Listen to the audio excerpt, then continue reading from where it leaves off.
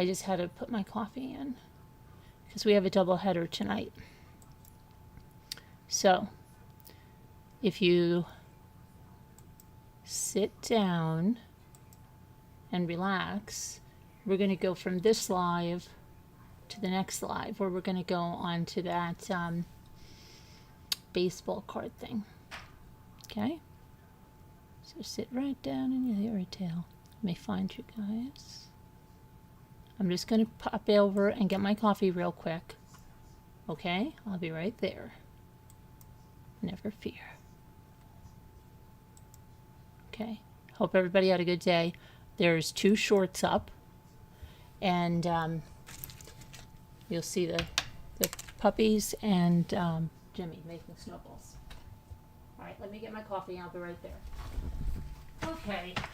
So there are some updates on Melodee.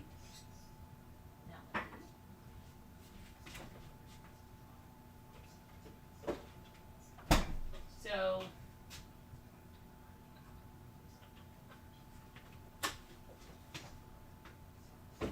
one of the news channels, I think it was Banfield, or it might have been Enton.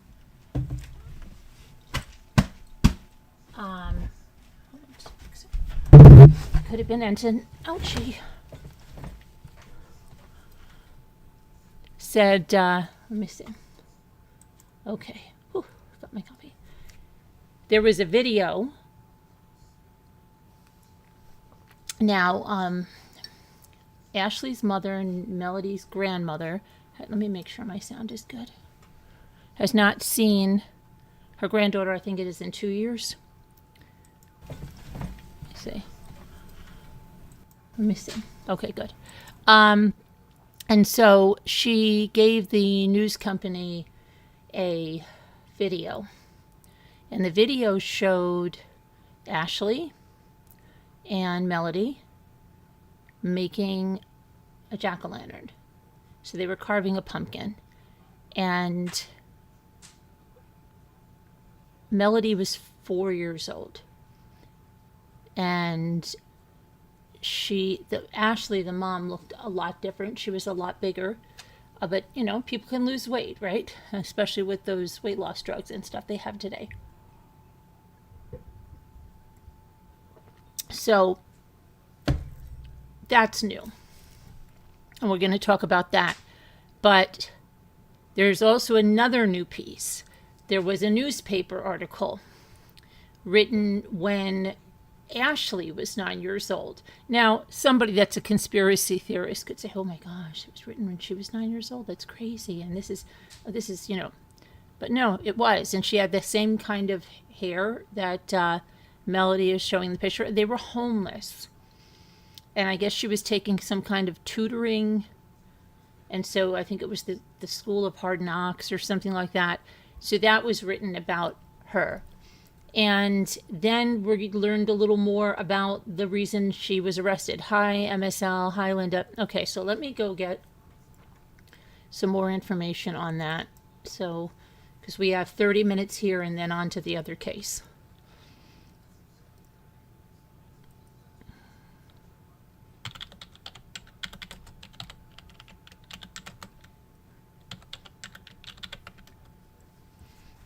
Okay.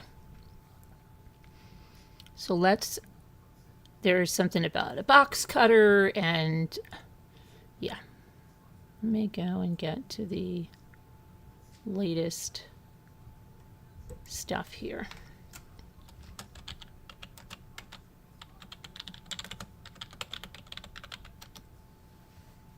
Okay. So, man alleges that Melodee's mom held him captive after disclosing. Hold on, get out of here. Hold on a second, this stupid thing.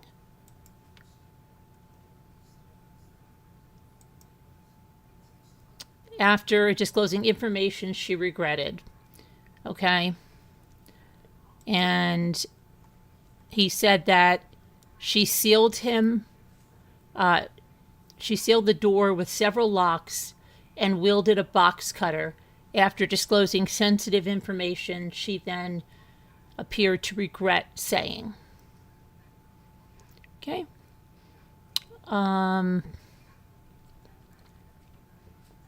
they did give the guy's name as well. Let's see.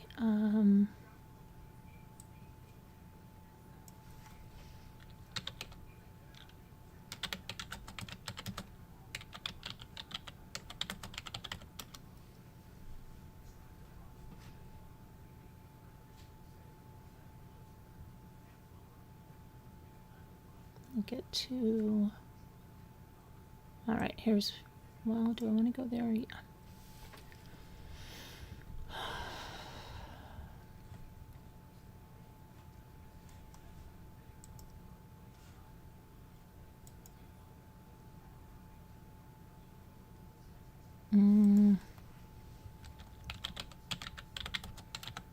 Sorry. I don't want to misstate his name there, so I'm not going to do that. So let's see. Ashlee was wielding a box cutter, or Ashlee wasn't holding a box cutter, but one was near her, or there was no box cutter mentioned. She was angry and clenching her fist, but there's different stories going around, okay? So the Los Angeles Times has put something in there that said that the one about she was holding him captive and had the door with several locks and was wielding a box cutter because Ashlee disclosed some information to him, and she later didn't want that disclosed. Now, here's something else. Now, who's doing this? Okay, so this is here's a statement, I believe, from no, hold on. Who gave this statement? Okay, apparently somebody, let me see who's making this statement. Is this another crazy thing?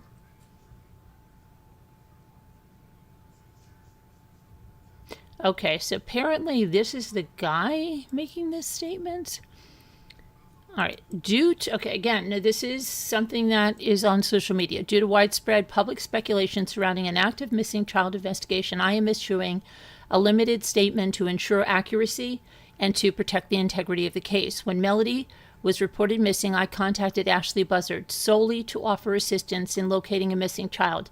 I am a legal document assistant, process server, mandated reporter, and perceived officer of the court in that capacity.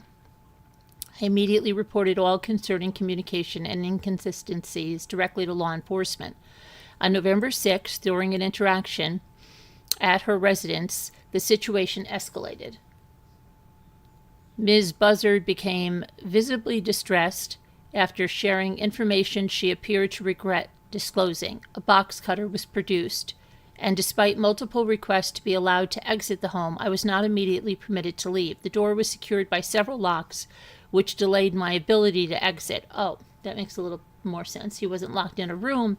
She had secured her door, but he could unlock it, right? He wasn't tied up or in handcuffs?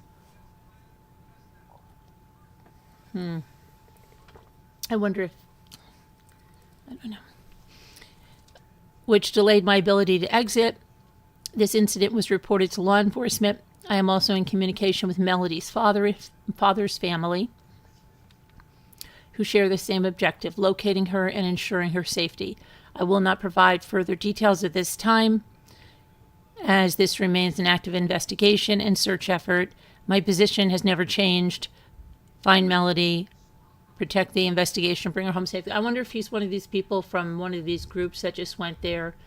You know, I'm telling you, sometimes people in these groups become very unhinged and they can actually hurt investigations. But let's see. Somebody says it seems that this guy exaggerated beyond belief, and it was a great opportunity for the cops to run with it and hold her. So, in that aspect, it might be good. It got her locked up, but this guy sounds like he said some things that may not be the entire truth, right?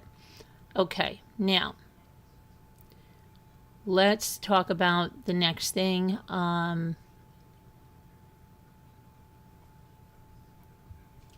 Here, let me get this. Okay.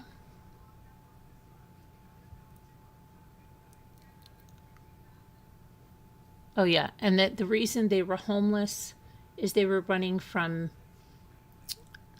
Ashlee's mom's abusive husband. And I think he is also Ashlee's father, but I don't know for sure, so I'm not going to say that. Okay.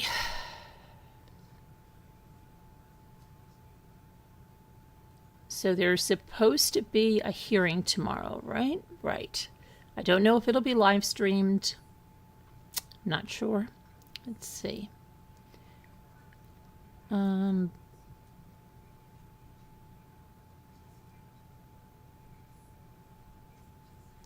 see if there's anything else here besides that.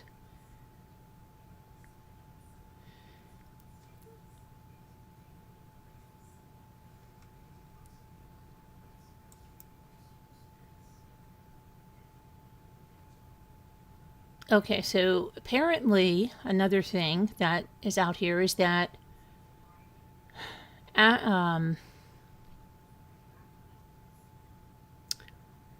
Melodee was put in foster care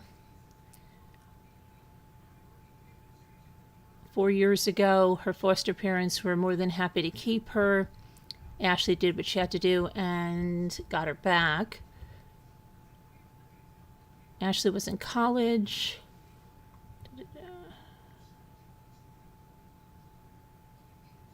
So now you've got like these foster parents. Are they speaking now? This is like so crazy. Why does everybody just keep everything so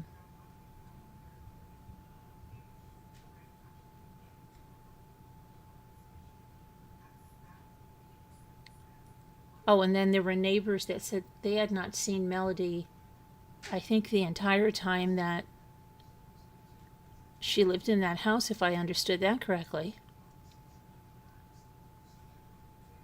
So somebody said, very hopeful news and stunning news. Ann Emerson, an investigative reporter, has found the Santa Maria Times article with the headline School of Hard Knocks. That's the one that I told you that was on Banfield or whatever the heck it was. Educators extend a hand to the homeless, and there's actually a picture of 9-year-old Ashlee with a tutor, and a story explains how her mother and Ashlee at age 9 were on the run from Ashlee's abusive father and staying in motels, etc. That now Ashlee went on the run with 9-year-old Melodee is hopeful that in her mental state she is reliving her traumatic experience and trying to protect her daughter. And there was a sighting in Utah of Ashlee and a woman with purple hair by a gas station clerk. The clerk said it was an adult, not a child with the purple wig.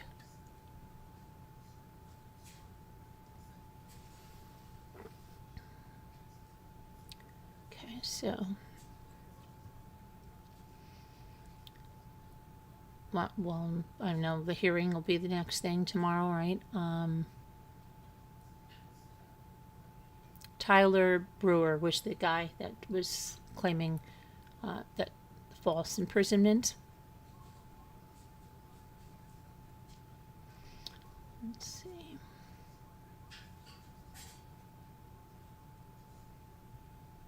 Okay, so that's about the size of that. That's it on that. Unless anybody, let me see if anybody else heard anything new. I think that's the only updates, correct? Or has someone heard something else? Let me go back to the chat to see if anyone has heard anything else. Did you guys hear anything else? Okay, who's... There was new news out a bit ago. Oh, her mom was arrested days ago, Jen.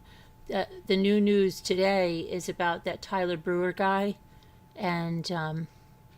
the article and the video. Hi, Nora. Hi, One Eye. And now we're going to talk about the other case, which is that Malibu, I don't know if you can call, how old is he? He's like 20 something? Guy, the one that, the Karen Reed, Alan Jackson. I think it's so weird that his name is Alan Jackson, you know, it's like.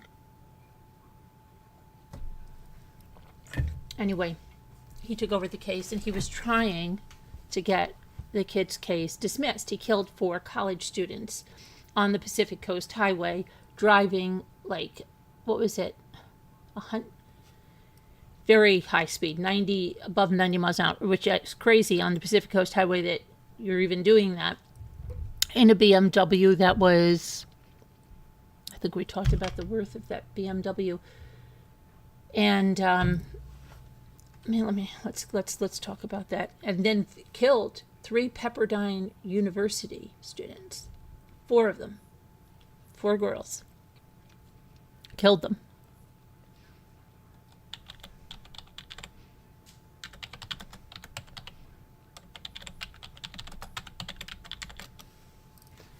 And he was saying that, he was, it's Fraser Michael Boehm is the guy.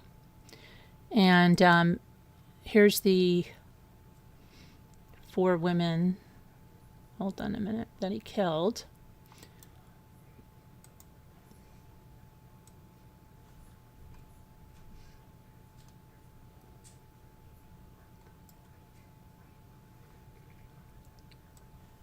Picture, please. Get over there.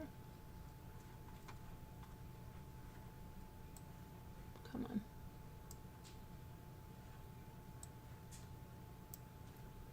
So those 4 women lost their lives. And just in case you weren't around with us, let's get a recap of it. Oh my gosh, these ads, be quiet. A California man accused of causing the crash that killed the 4 Pepperdine University guys is not going to have his case. He's going to face these murder charges. He's not going to have it dismissed. Alan Jackson wanted to go there and get it dismissed for him. He's not. Okay, so he's facing 4 counts of murder in connection with the deaths of Naima Ralston, 20 years old, Peyton Stewart, 21, Asha Weir, 21, and Deslyn Williams, 21. They were all killed on October 17th of 2023. Now, a day after his 22nd birthday, this Fraser Michael was in his BMW, and he was speeding around a turn on the Pacific Coast Highway, and he slammed into a parked red Mazda, which kicked up a cloud of smoke and debris. That's in the court documents. And then he careened into another parked car. He hit a planter, multiple garbage cans, and then either struck a third parked vehicle or a stone wall. He had no drugs or alcohol in his system, according to the court documents, and he was not sending any text messages in the moments before the crash. Now, Alan Jackson said, and I quote, "The one thing that is not in dispute is that this was a terrible tragedy. 4 lives were lost. The victims were all in their senior year and members of the Alpha Phi sorority. They were on foot at the time of the crash and declared dead at the scene after responding officers found them between the BMW and a parked silver vehicle." So Fraser Michael was arrested on manslaughter charges, which were later dropped as investigators were digging into the case, and then they came back with murder charges a week after the crash.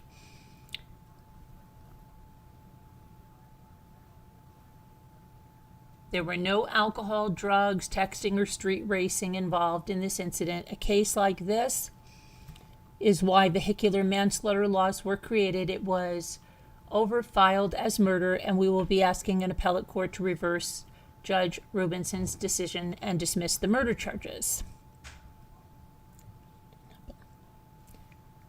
And this is the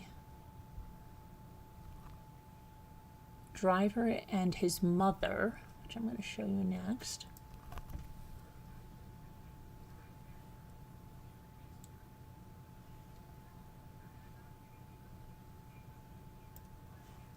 Okay. Now, if you remember, we talked about this before because they wanted his bail reduced in order to like hire this dream team of attorneys, and the judge was like, wait a minute. You want the bail reduced so that he can afford to hire, these attorneys? And they're like, yes, our these Malibu residents have been put in big distress and they've sold everything or something and they have no more money or whatever they were trying to make people believe.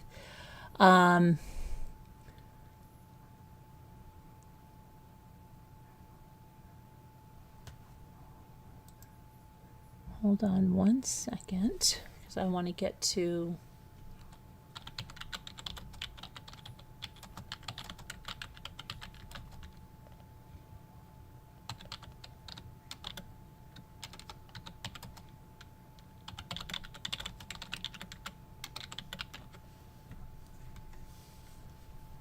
So this is, let me get the judge's name here.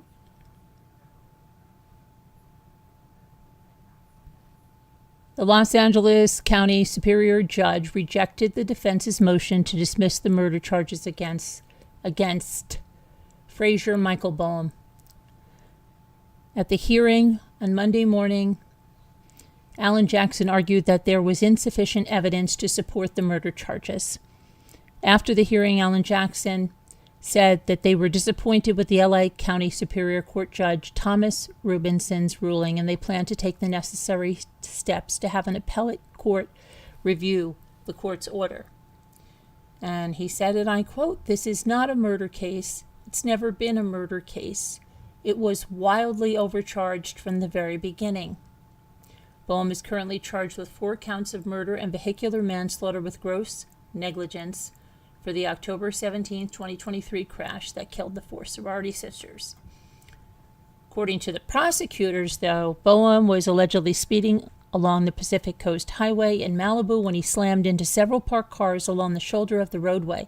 The impact allegedly caused the cars to crash into the students as they were standing on the side of the road. Let's see here. At the time of the crash, the former district attorney, George Gascon, claimed that Frazier Michael was allegedly speeding at speeds of 104 miles per hour in a 45 mile per hour zone when he lost control of his BMW. And they explained that the murder charges were filed because of the speed, the reckless disregard for the safety of others. Boehm's previous attorneys argued that there was no evidence to support Gascon's claim that he was driving at 104 miles per hour. They also claimed that Boehm was the victim of road rage, and Alan Jackson has continued that argument in court that his client was being chased, allegedly, and harassed on the road. Jackson said his team is also reviewing witness statements from the crash and added that he plans to uncover every single stone and look around every single corner. That stretch of the Pacific Coast Highway where the accident occurred between Las Flores Canyon and Carbon Canyon has been the scene of several other car crashes. I believe it's called Dead Man's Curve. All right, and so that is the updates there, and we have 4 minutes before we go to the other live. So let's see if you have anything to say. Whose birthday is it? Oh, Nelson. Yes, happy birthday, Nelson. I said that to you I saw you on your birthday last night. Happy birthday, Nelson. Happy birthday to you. Happy birthday, dear Nelson. You don't want me to sing, Nelson. Happy birthday to you.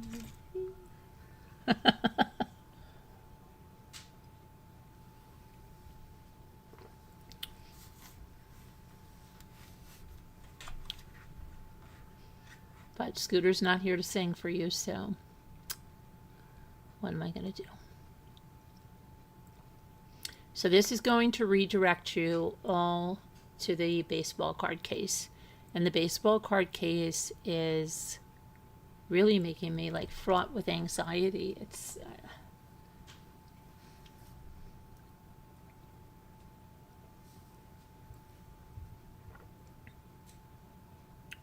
what's the other live? It's going to be a continuation of the case we did last night, Callie Lisa. We haven't finished that case, remember?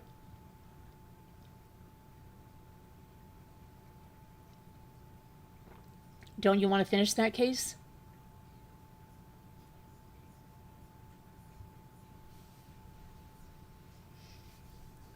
It's going to redirect us as soon as we get to 11 o'clock.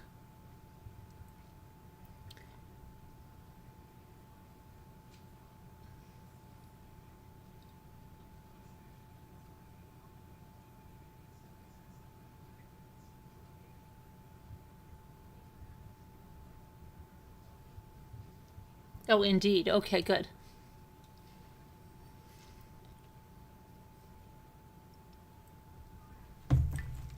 We have, what, 2 more minutes? 2 more minutes. 2 more minutes.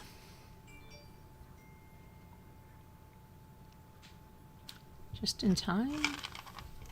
Let's see. 1 more minute. 1 more minute. We're going to go over to the other one. And I hope you had a chance to look at the shorts.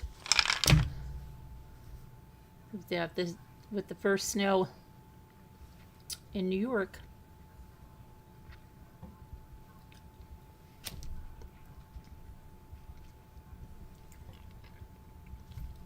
Okay. So I'll see you over there. Be over there or be square. You don't want to be square.